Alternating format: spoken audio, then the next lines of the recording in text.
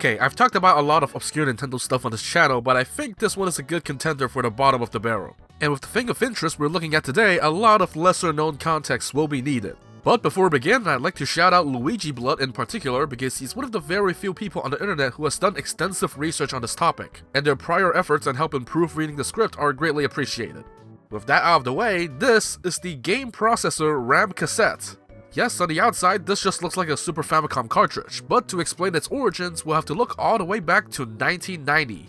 That was the beginning of the Nintendo and Dentsu Game Seminar in Japan, Nintendo's first program that taught students about game development and design.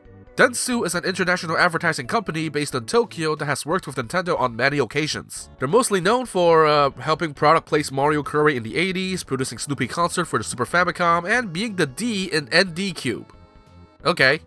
The Game Seminar program actually still lives on today in the form of the Nintendo Game Seminar, which has been hosted on and off in recent years, with some student works even released publicly for the DS and Wii U in Japan.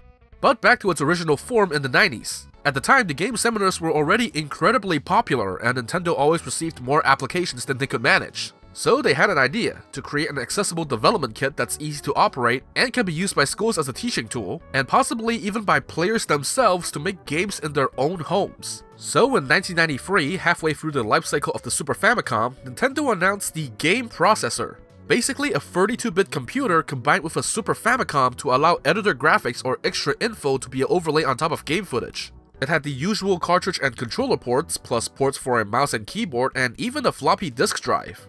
Later that year, Nintendo announced a new partnership with the Howe College of Technology and Design, not to be confused with Howe Laboratory, to establish a new game design course where students would use the game processor to learn how to make their own Super Famicom games.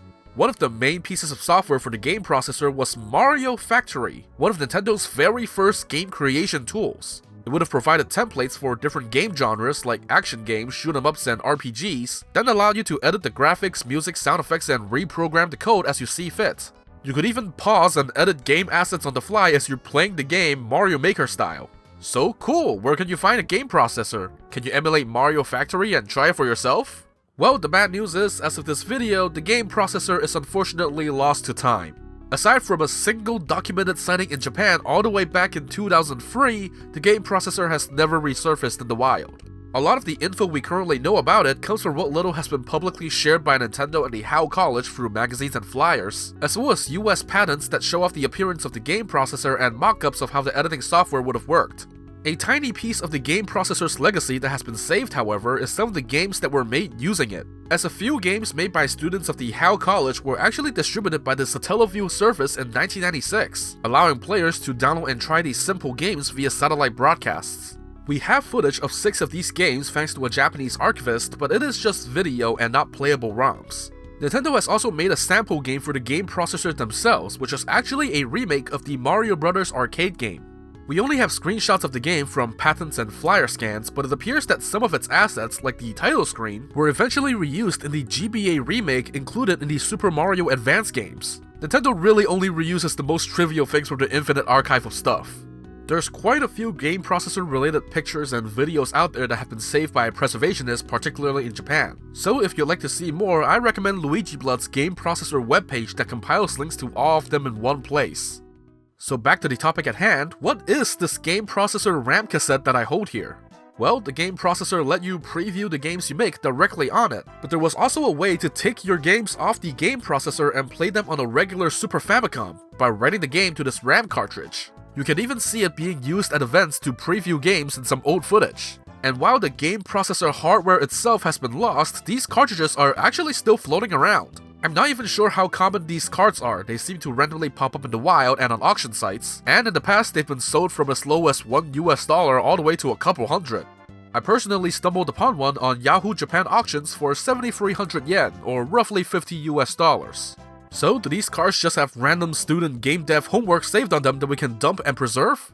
Well, theoretically they could have had that, but alas, fate is often cruel. And to show you why, we have to open this cartridge up, which reveals an interesting looking PCB.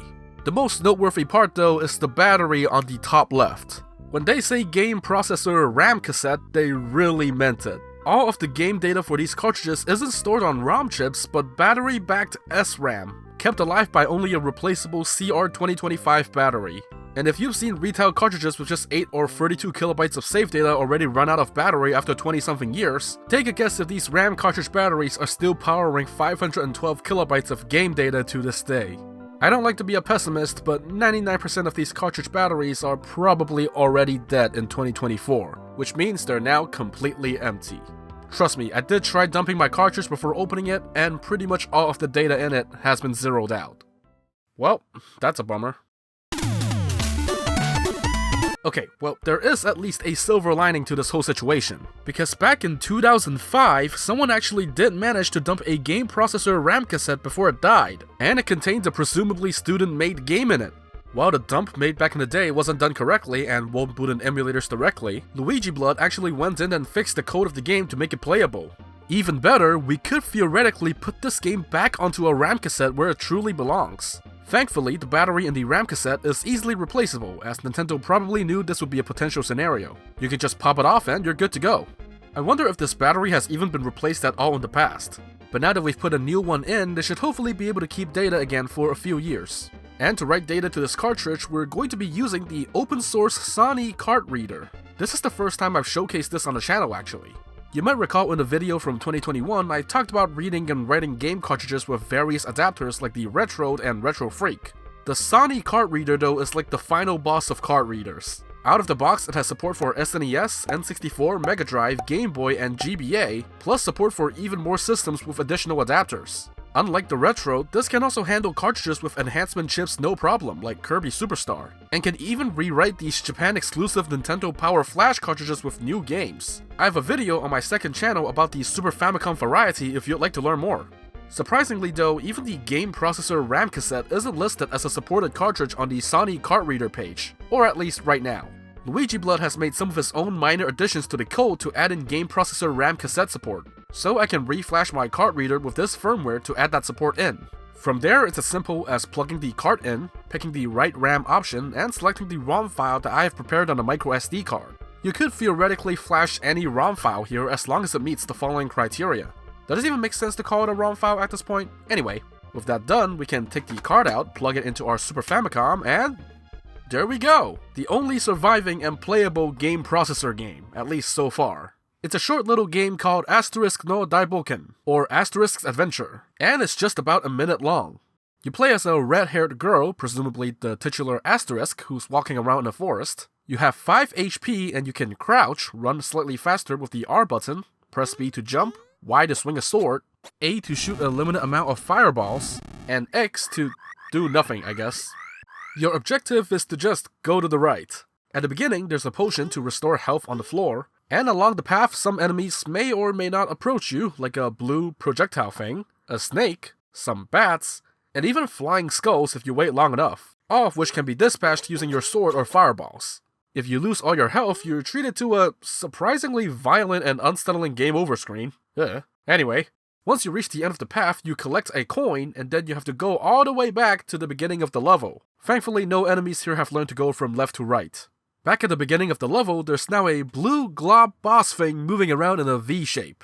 Stab it or hit it with your fireball 5 times, and roll the credits. Which reveals that this was a 5-person project all along. Pretty nice job.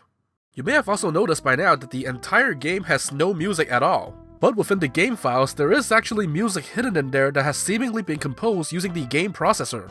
They're not exactly toe tappers, but it's interesting to hear common Super Nintendo sound fonts being used in amateur compositions like this, offering another hint at what tools like Mario Factory would have let players do music-wise. Take a listen.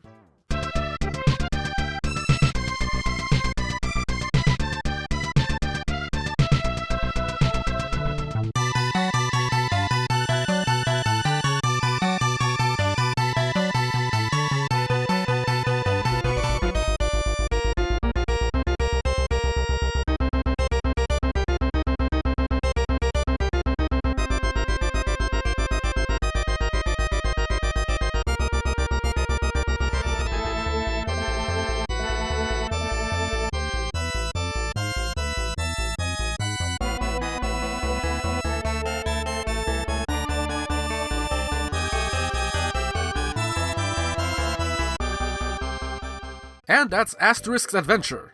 It is certainly a school programming project, and I don't think anyone here was expecting a game design masterpiece, but it's still cool to imagine a bunch of Japanese students creating this thing on a long-lost Nintendo Devkit all the way back in the mid-90s. You could make the argument that it's a little weird to publicly showcase someone's school projects like this, like how would I feel if my college work got put online for everyone to see?